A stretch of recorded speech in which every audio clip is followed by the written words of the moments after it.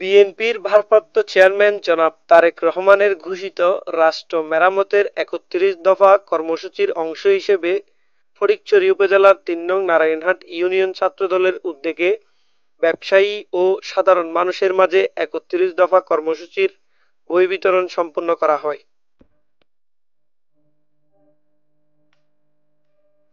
এই কর্মসূচির নেতৃত্ব দেন ৩ নং নারায়ণহাট ইউনিয়ন ছাত্রদলের সভাপতি মোজাম্মেল হোসেন।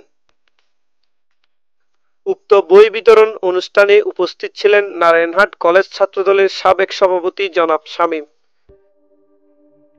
কলেজ ছাত্রদলের সদস্য সচিব শামিউল হক পাপ্পু,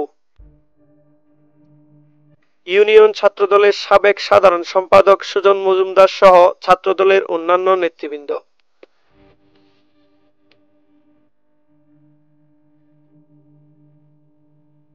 নারায়ণহাট ইউনিয়ন ছাত্রদলের পক্ষ থেকে জানানো হয়, তারা তারেক রহমানের রাষ্ট্র মেরামতের ৩১ দফাকে ঘরে ঘরে পৌঁছে দিতে প্রতিশ্রুতিবদ্ধ।